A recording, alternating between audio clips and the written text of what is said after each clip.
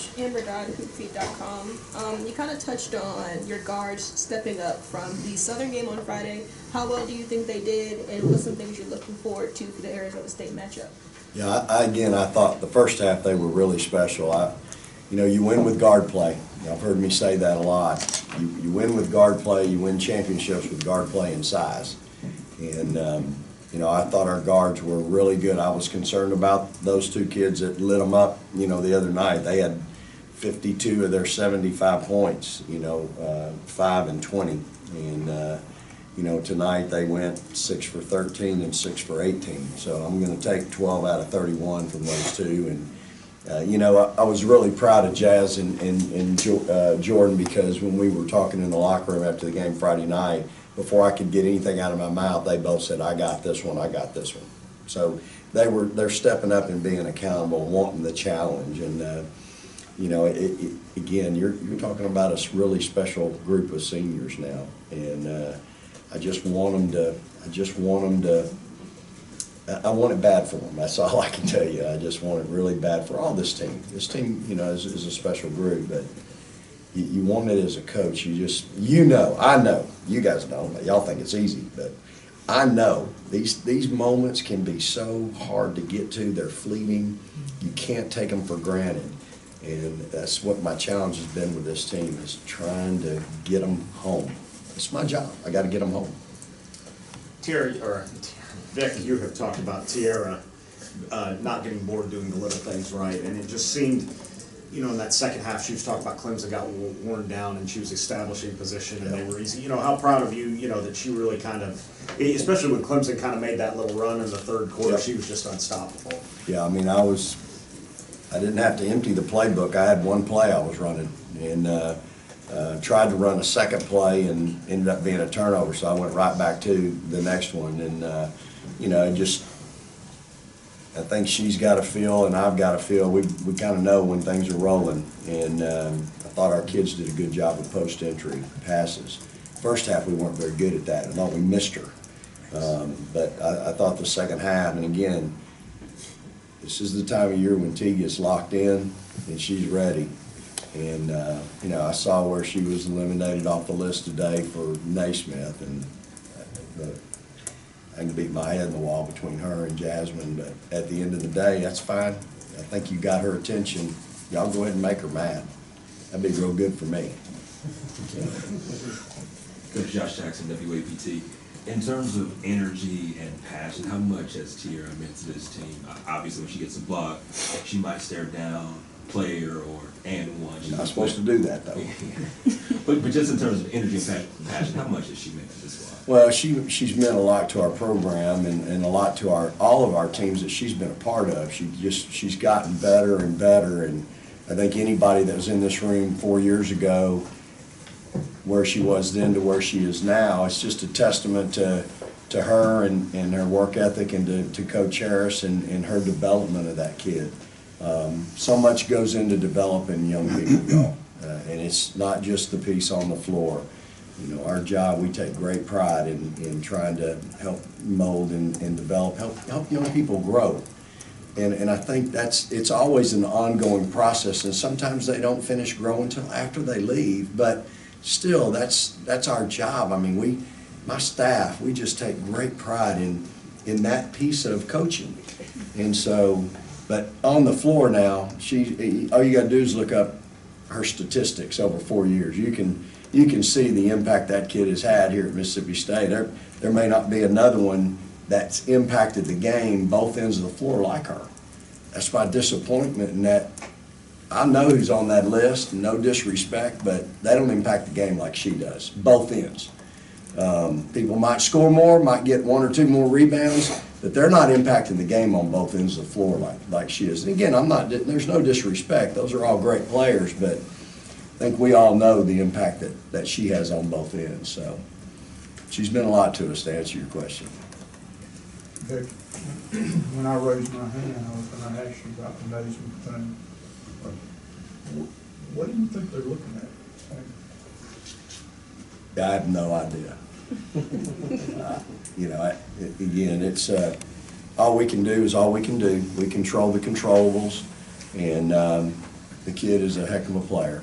And, you know, there's still some other awards out there. She's still up for the Lisa Leslie Award.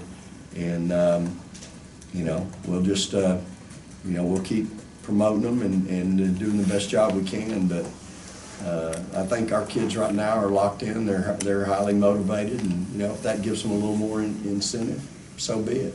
It certainly does for me. Do you think she had more incentive tonight because of that? You know, I don't know. I don't even know if she knows it, to be honest with you. But I think she's got incentive right now because she knows the importance she plays for our team, and she knows, you know, we need her. And this is this time of year now, about the last month, ever since the Missouri, you know, game. I think she's really up to her game a little bit when the lights come on. Jordan wasted no time making a big impact on the game and did it in a bunch of different ways. Was she particularly locked in today, or did you see a unique level of motivation from her?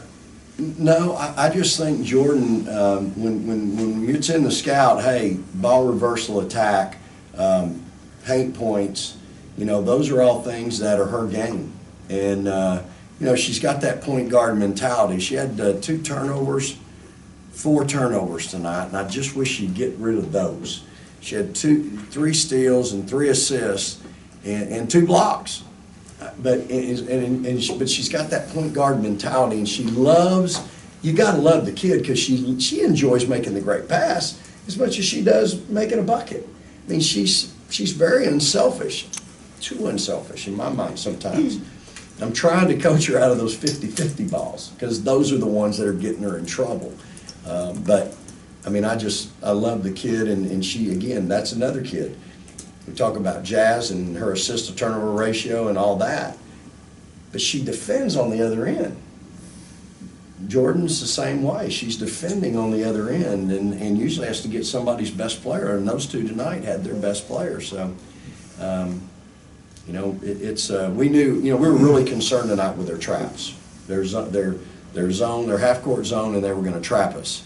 And so we were concerned that we weren't going to be able to run a whole lot of offense. It was going to be making plays. We call that, you got to have players that can make plays now, y'all. And so once that ball got to the wing, we didn't want to hold it and let them come get us. It was get it out and attack. Well, Jo hears that now. She's ready to go. And so I think that was part of it, is just the attack mode. Coach, is there Jasmine's lack of recognition and I guess T, and you're heading to Portland, and I wonder, the theme is, do you kind of feel like a number 2 seed going out there with knowing who's out there? No, I don't. I don't feel like I'm a number 2 seed. I feel like you go through the Southeastern Conference and you go 15-1 and win it outright, and then you go win the tournament. I think our conference speaks for itself. I've said it all along. We play 16 rival games every year in the non-conference. It's a monster of a league. The respect this league, I mean, I tell anybody out, you come live my life in January and February. It ain't much fun now. I'm telling you, it's the 2 worst months of my life. It's just a knockdown, drag out 2 months. And so, no, I think if you go do what we did and win it, I don't care what you did in the preseason. Even though we did well in the preseason, we played a good, tough schedule. I think you're always going to have a team that is warranting consideration for a 1. So no, I don't think so. And you know, again, in our game, in the women's game, that certain teams sometimes they try to protect certain teams in certain areas, not to give them the advantage, but just for the fans, and I think there's some type of travel, you know, that's involved as well. And so it's okay. I mean, I get it. You know, for a long time we were married to Albany. I couldn't figure that out. You know, why am I married to Albany? I didn't get I just didn't know. I mean, Gino and I, we ain't that good of friends. So I didn't understand that. And so now, you know, going out there, I get that. I understand that. And so, you know, hey, I told our team, we had the opportunity 2 years ago to have a chance.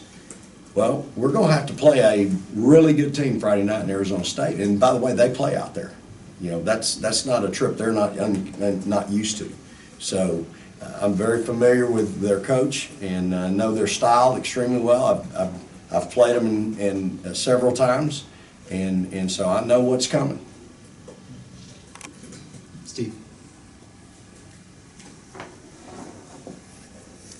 Coach, Mississippi State had been to one Sweet 16 before you got here. Now it's kind of like an annual rite of passage where it's an expectation to go.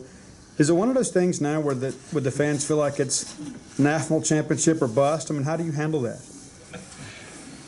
I can tell you, I think you're exactly right. I don't think anybody understands how hard it is. I mean, it's so hard. I do think that, hey, when we lose a game, I mean, it's like the sky's falling around here. And you know what? I'd rather have it that way than the other. And I think, again, that's what makes it special here. Look, I feel the obligation, the pressure, because I know the investment that they make here at Mississippi State. And so, it's important to me that we continue to live this life that we've created. I didn't come here to not win championships. That's what I came here to do. And I'm just trying to live up to my end of the bargain, that's all. People gave me an opportunity. They continue to support our program. And women's athletics here is really important. There's an investment. And for my program, I don't know how much more you could do. And so for me personally, the way I've been raised, to me, there's an obligation. So I do think that our fans think it's easy, and but hey, that's okay. As you saw tonight, how special is that atmosphere? I mean, it's crazy. It's a women's basketball game, and that atmosphere is off the chart. I mean, it is so special for our kids, for both teams, really. But even Amanda, she was at Florida now. She was there before I got here. She was there when we first got here. And she told me when we shook hands, she goes, Coach, this is amazing. And it is, it's amazing. But our fan base is so special. In regards to that question as well, can you talk about the four straight Sweet 16s and the sellouts? Can you talk about the journey that you've had building this culture that Mississippi State has in a personal manner? Well, I mean, I always say this, y'all, it's been fun. I mean, you have a blueprint, you have a plan. You don't panic when you go 13 and 17 that first year. You go recruiting. I just think that, Johnny and I, we were the ones here originally. Deanna has been such a tremendous addition for us, and Elena's been here now on a second stint. But I just think, when you talk about the journey, it's what we do. It's not easy. But when you get to the point where we are, I look back all the time, and it's just been fun. I mean, so many people care. And I can tell you, it's great to be somewhere where people care. I mean, it ain't like that a lot of places. Not like that in most places, really. But people care here. And as a coach, as a professional, if you're writing for a paper, the fact that y'all are here, it means your stations or your newspaper, they care. And so for me, it's just, it's what makes it so special. So in turn, it's fun, Now look, it's no fun when you're losing, It's fun when you're winning. And so, we got a good recruiting class coming in. We'll be young next year. We won't have any seniors, but you know what? Those kids they're going to be talented. They're going to be skilled. And that'll be a fun group to coach. Be different, but you know what? This team's different. Last year's team was different. So, but the journey's been really special. Again, in coaching, sometimes you get these opportunities, and that's what this was. This was an opportunity. And, you got to embrace it. And I think we have. And, again, we got this team now that could be the best ever. But I'm trying to get them there, and we might not get there. It happens sometimes, but you know what? I'm going to go to work tomorrow, I'm going to practice on Tuesday, and I'm going to try to get them there because I believe in them.